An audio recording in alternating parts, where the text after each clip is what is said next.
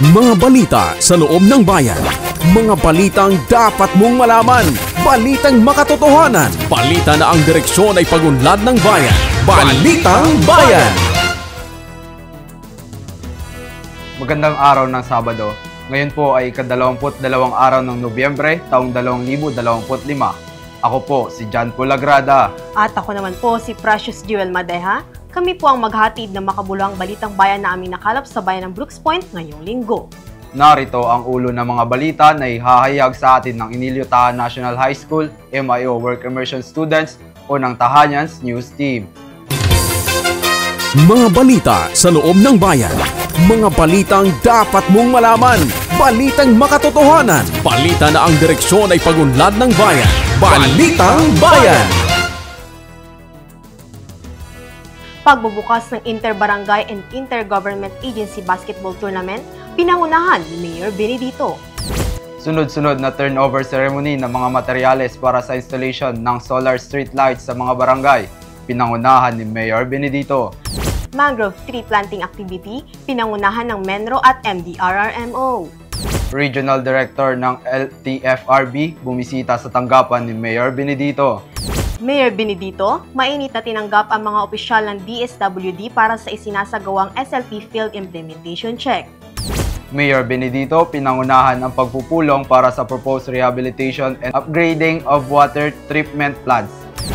Revision Right Shop of Local Public Transport Route Plan isinagawa sa bayan ng Brooks Point. Livelihood Assistant ibinahagi sa mga panimusan, waivers at kababaihang Pilawan. Pagpupulong ng Municipal Cooperative Development Council, tutukan. At Hilot Wellness Massage Training isinagawa sa bayan ng Brooks Point. Magbabalik ang Tahanians News Team para sa detalye ng Balitang Bayan. Mga balita sa loob ng bayan. Mga balitang dapat mong malaman. Balitang makatotohanan. Balita na ang direksyon ay pagunlad ng bayan. Balitang Bayan! At nagbabalik ang ating Balitang Bayan. Tayo po ay manatiling nakatutok sa programang ito para sa ating unang balita, pagbubukas ng Inter-Barangay and Inter-Government Agency Basketball Tournament, pinangunahan ni Mayor Benedito. Tunghayan natin ang detalye sa balita ni Tahanians News Reporter Laurel Jane Larawan. Balitang Bayan!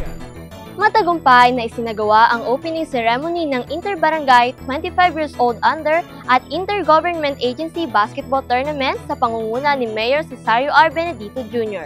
Noong Sabado, ika-8 ng Nobyembre taong 2025 sa Brooks Point Event Center, Barangay Tubtob, Brooks Point, Palawan. Nilahukan ito ng 17 barangay at 8 government agency na nagtipon upang ipakita ang kanilang galing at sportsmanship sa nasabing paligsahan. Dumalo sa seremonya sina Konsehal Rogelio Badua, Konsehal Stalwart Joseph Benedito, Konsehal Richard Balian, Konsehal Nathan Sam Lacanilaw, Liga ng mga Barangay President Georgeline Joy Quiachon, at SK Federation President Jason Reyes Peña bilang pagpapakita ng kanilang buong suporta sa mga kalahok at sa programang pang-sports ng lokal na pamahalaan. Sa isinagawang kompetisyon para sa Best News, itinanghal na panalo ang Team Aribungos para sa Inter-Barangay category at Team PCG para sa Inter-Government Agency category.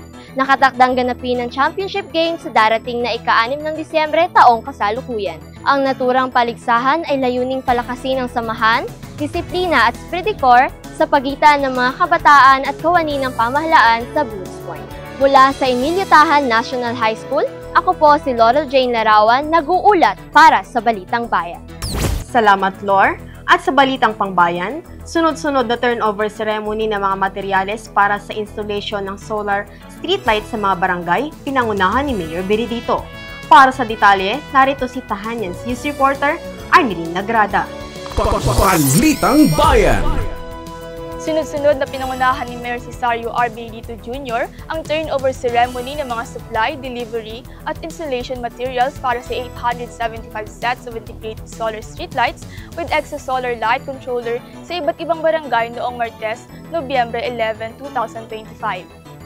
Kabilang sa mga barangay na bahaginan ng mga materialis ang Sarasa, Salugon, Sa Mariñana, Pangubilyan, Barong-Barong at Mainit, masayang tinanggap ng mga kapitan at konseho ng bawat barangay ang mga kagamitan bilang bahagi ng proyektong dayong mapabuti ang kaligtasan at kaginhawaan ng mga residente sa kanilang komunidad. Kasama ni Mayor Benedito sa naturang aktibidad sina Konsehal Richard Balian, Konsehal Stalwart Joseph M. Benedito, Konsehal Nathan Sam O. Lacanilaw, Konsehal Ezekiel Rodriguez, Konsehal J. Mart Nainge, Liga ng Barangay President Georgia Joy O. Quiachon at Municipal Engineer Raul Quijano. Sa kanyang mensahe, ipinaabot ni Mayor Benedito ang kanyang pag-asa na sa pamamagitan ng mga solar streetlights, higit pang magiging ligtas at maaliwalas ang mga lansangan sa gabi na makatutulong hindi lamang sa seguridad, kundi maging sa pagpapaunlad ng kabuhayan at turismo ng bawat barangay. Dagdag pa niya, patuloy na magsisikap ang pamahalaang bayan ng Brooks Point na maghatid ng mga programang nagtaguyod ng modernong infrastruktura at maaasahang serbisyo para sa mas progresibong komunidad. Mula sa Emilio Tahan National High School, ako po si Arlene Lagdada, nag-uulat para sa Balitang Bayan. Maraming salamat sa iyo, Arn.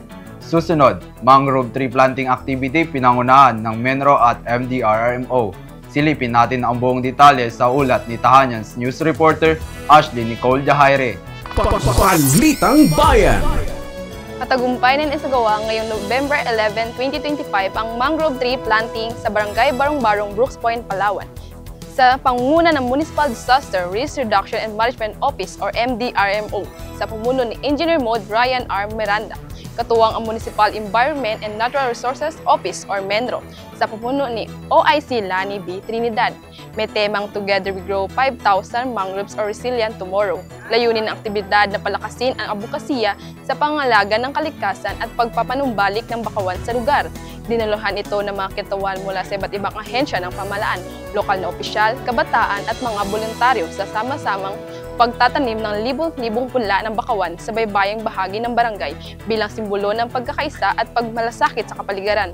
Mahalaga ang papel ng mga bakawan sa pangalaga ng mga baybayin laban sa storm surge at soil erosion, gayon din sa pagpapatili ng tirahan ng mga yamang dagat sa pamamagitan ng ganitong aktibidad na ipapakita ang pagtutulungan ng pamahalaan at mamamayan tungo sa isang mas luntiang kinabukasan para sa sunod na henerasyon. Mula sa Emilio Tahan National High School, ako po si Ashley Nicole Jahaire, nag-uulat para sa Balitang Bayan.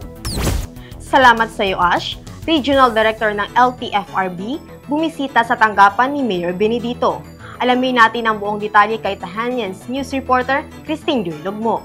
Balitang Bayan. Mainit na tinanggap ni Mayor Cesario R. Benedito Jr. si LTFRB Mimaropa Regional Director Enrico Moreno Bautista sa isang courtesy call na ginanap ngayong Webes, November 6, 2025 sa Mayor Office ng Bagong Municipal Building sa Barangay Tugtog, Brooks Point, Palawan. Ang nasabing pagpupulong ay bahagi ng formalang pagpapakilala ng bagong direktor ng Land Transportation, Franchising and Regulatory Board or LTFRB-4B sa mga lokal na opisyal ng munisipalidad. Sa kanilang pag-uusap, nagpasalamat si Mayor Benedito sa pagbisita ni Director Bautista at binigyang diin ang kahalagahan ng pakikipagtulungan ng lokal ng pamahalaan sa LTFRB upang mapabuti ang sistemang pampubliko ng transportasyon sa Brooks Point at karating ng mga bayan. Tinalakay din nila ang mga salukuyang programa ng pamahalaang bayan na may kasaugnayan sa transportasyon at modernasyon ng mga pampasahirong sasakyan. Layunin ng courtesy call na palakasin ang ugnayan ng lokal na pamahalaan at ng LTFRB-4B sa pagpapatupad ng mga patakaran at proyekto para sa mas maayos, ligtas at organisadong pampublikong transportasyon sa lalawigan ng Palawan. Mula sa Emilio Tahan National High School, ako po si Christine Durlogmo, nag-uulat para sa Balitang Bayan. Maraming salamat din. Samantala, Mayor Benedito mainit na tinanggap ang mga opisyal ng DSWD para sa isinasagawang SLP Field Implementation Check. Narito ang ulat ni Tahanyan's news reporter Adrian Pradejas. Balitang Bayan. Nagkaroon ng courtesy visit sa tanggapan ni Mayor Cesario R. Benedito Jr. ang mga kinatawan mula sa Department of Social Welfare and Development o DSWD National Program Management Office o NPMO, kasama ang mga delegado mula sa Regions 4A, 8, 9 at 10 ngayong November 11, 2025. Layunin ng pagbisita na ipaalam sa alkalde ang kanilang isasagawang CY 2025 Field Implementation Check sa lalawigan ng Palawan.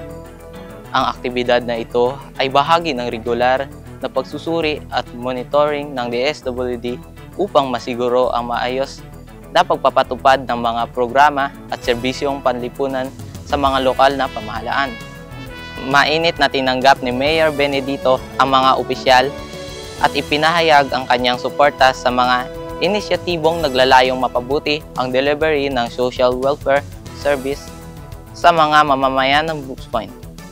Mula sa Emilio Taha National High School, ako po si Aldrian Pradejas, nag-uulat para sa Balitang Bayan. Salamat sa iyo, Aldrian. Susunod, Mayor Benedito, pinangunahan ng pagpupulong para sa proposed rehabilitation and upgrading of water treatment plants. Balitang hatid sa atin ni Tahanians News Reporter, Amlicia Maasu.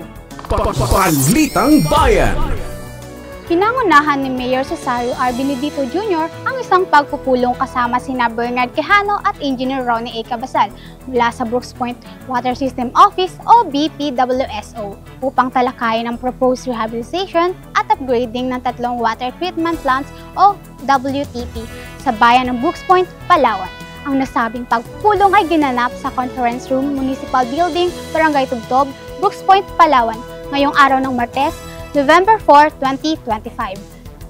Layunin ng pagpupulong na masusing suriin at pagplanuhan ng mga kinakailangang hakbang para sa pagpapabuti ng operasyon at mga pasilidad ng mga WTP, kabilang ang mga teknikal na detalye, modernisasyon ng kagamitan at pagpili ng angkop na lokasyon ng proyekto. Nagkaroon din ng mga malalim na talakayan at pagpapalitan ng impormasyon upang matiyak ang maayos, epektibo at napapanahong implementasyon ng programa na naglalayong maghatid ng mas malinis, ligtas at maaasahang supply ng tubig para sa lahat ng mamamayan ng Brooks Point. Mula sa Emilio Taha National High School, ako po si Amlicia Maasob, nag-uulat para sa Balitang Bayan. Maraming salamat sa iyo, Ams. Samantala, Revision Right Shop of Local Public Transport Route Plan isinagawa sa bayan ng Brooks Point. Narito ang ulat sa atin ni Tahanians News Reporter, Melody Ronyo. Balitang Bayan. Isinagawa sa Municipal Convention Center ng Brooks Point, Palawan ang Local Public Transport Route Plan or LPTRP Revision Right Shop mula November 4 to 6, 2025. Layunin ng 3 araw na aktibidad na ripasuhin at ayusin ang mga ruta ng pampublikong transportasyon sa bayan bilang bahagi ng Public Utility Vehicle or PUV Modernization Program ng pamahalaan. Dumalo rito ang mga kinatawan mula sa lokal na pamahalaan, Land Transportation, Franchising and Regulatory Board or LTFRB at iba't ibang transport groups. Sa unang araw ng ride shop, tinalakay ang rasyonale ng PUV modernization proseso ng LPTRP at pagsusuri sa mga umiiral na ruta at operasyon ng pampublikong sasakyan. Sinundan ito ng mga breakout session kung saan nagkaroon ng pagsusulat at paglilipaso ng mga unang kabanata ng draft plan. Sa ikalawang araw, pinag-usapan naman ang mga layunin, estratehiya at mga iminungkahing proyekto para sa pag-unlad ng pampublikong transportasyon, kabilang ang pagsusuri sa demand at fleet size. Natapos ang ride shop sa petisyon ng LGU at purong hinggil sa mga iminungkahing intra-municipal routes. Isinagawa rin ang closing ceremonies at photo opportunities bilang pagtatapos ng program. Ang LPTRP revision ay mahalagang hakbang upang mapabuti ang sistema ng transportasyon sa Brooks Point at masiguro ang ligtas, maayot at epesyenteng biyahe para sa mga mamamayan. Mula sa Emilio Taha National High School, ako po si Melody Ronyo, nag-uulat para sa Balitang Bayan. Salamat sa iyo, Mel. Livelihood assistance ibinahagi sa mga panimusan weavers at kababaihang Palawan. Sa ulat ni Tahanians News Reporter, Casey Tuba. Balitang Bayan. Isinagawa ngayong November 11, 2025 sa Octagon Covered Gym, Barangay Poblacion, District 2, Brooks Point, Palawan, ang distribution of financial assistance for Panimusan and Palawan movement na pinangunahan ni Mayor Cesario R. Benedito Jr. Ang nasabing programa ay proyekto ng Gender Development na pinamunuan ni Gov. Focal Person Sylvia Rivera. katuwang ang Municipal Tourism Office na pamumuno ni Municipal Tourism Officer Arlene Piramide. Layunin ng aktibidad na mabigyan ng tulong pinansyal ang mga kababaihang kabilang sa mga samahan ng panimusan at pilawan upang makatulong sa kanilang kabuhayan at pagunlad ng pamayanan. Dumalo rin sa nasabi aktibidad sina Konsehal Richard Balyan, Konsehal Stalwart Joseph Benedito, Konsehal Rogelio Badua, Konsehal Nathan Sam Lacanilaw, Konsehal Ezekiel Rodriguez, at Liga ng Barangay President Georgialyn Joy Quiachon nagpaabot ng kanilang suporta sa kababaihang patuloy na pagsusumikap para sa mas maunlad at inklusibong Brooks Point. Mula sa Inilyutahan National High School, ako po si Casey Tuba, nag-uulat para sa Balitang Bayan. Maraming salamat, Casey. Samantala, pagpupulong ng Municipal Cooperative Development Council, tutukan. Narito ang ulat ni Tahanyans News Reporter, Prince Gian Calderon. Balitang Bayan! Isinagawa ang pagpupulong ng Municipal Cooperative Development Council o MCDC ng Brooks Point sa pangunguna ni Mayor Cesario R. Benedito Jr., MCDC Honorary Chairperson, kasama si Ginang Gina Q. Kemat, Chairperson ng Konseho, at SB Rogelio Badua. Dinulahan ito ng mga kinatawan mula sa iba't ibang kooperatiba sa buong munisipalidad ngayong araw ng ika-7 ng Nobyembre, taong kasalukuyan, sa Conference Room, Municipal Building, Barangay Tubtob, Brooks Point, Palawan. Sa kanyang mensahe, ipinahayag ni Mayor Benedito Jr. ang kanyang buong suporta sa lahat ng adhikain, aktibidad at mga plano sa mga kooperatiba na naglalayong mapaunlad ang kabuhayan at komunidad ng Brooks Point. Tinalakay sa pagpupulong ang mga programa at proyekto ng MCDC alinsunod sa Executive Order No. 95 na nagtatadhana sa konseho bilang consultative body sa mga usaping may kaugnayan sa pagpapaunlad ng mga kooperatiba sa antas munisipal. Kabilang sa mga pangunahing agenda, ang patuloy na pagpapalakas ng kapasidad sa mga miyembro, pagbibigay ng mga ulat, updates at accomplishments ng bawat kooperatiba sa bayan. Tinalakay din ang naging matagumpay na selebrasyon ng Cooperative Month 2025, kung saan nagpakita ng aktibong partisipasyon at pagkakaisa ang mga samahang kooperatiba. Layunin ng pagpupulong na higit pang patibayin ang ugnayan, kooperasyon at pagkakaisa ng mga kooperatiba upang maging katuwang sa pangkalahatang pag-unlad ng Brooks Point. Mula sa Inilyutahan National High School, ako po si Prince Gian Calderon, nag-uulat para sa Balitang Bayan. Salamat sa iyo, Gian. At Hilot Wellness Massage Training isinasagawa sa bayan ng Brooks Point. Balitang hatid sa ating ni Tahanyans News Reporter, Laurel Jean Larawan. Balitang Bayan! Matagumpay na sinimulan ngayong Martes, ika-11 ng Nobyembre taong kasalukuyan sa Gender and Development Building, Barangay Tubtob, Brooks Point, Palawan, ang Hilot Wellness Massage Training na pinangunahan ni Mayor Cesario R. Benedito Jr. Suportado ang aktibidad ni na Konsehal Richard Balyan, Konsehal Stalwart Joseph Benedito, Konsehal Rogelio Badua, Konsehal Nathan Sam Lacanilaw, Konsehal Ezekiel Rodriguez at Liga ng mga Barangay President Georgialyn Joy Quiachon. Dumalo rin sa naturang pagsasanay ang mga Hilot Wellness Massage Trainers, mga kalahok at mga kinatawan mula sa Municipal Tourism Office. Layunin ang nasabing pagsasanay na maturuan ang mga kalahok ng tamang kaalaman at kasanayan sa hilot bilang isang tradisyonal na paraan ng pagpapagaling at kabuhayan. Ang programa ay magtatagal hanggang 26 ng Nobyembre, taong kasalukuyan at inaasahang makatulong sa paglikha ng mga lokal na manggagamot at wellness practitioners sa bayan ng Brooks Point. Mula sa Inilyutahan National High School, ako po si Laurel Jane Larawan, nag-uulat para sa Balitang Bayan. Maraming salamat, Lor. Manatiling nakatutok sa pakikinig at panunood ng ating programang Impormasyon ng Bayan para sa lahat. Susunod na sa ating programa ang Talakayang Bayan. Ako po si John Paul Lagrada. At ako naman po si Precious Jewel Madeha. Kami po muli ang Inilyutahan National High School MIO Port Immersion Students o ang Tahanyan News Reporters na nagatid ng Balitang Bayan. Mapagpalang araw sa lahat, Bayan ng Brooks Point. Mga balita sa loob ng bayan. Mga balitang dapat mong malaman.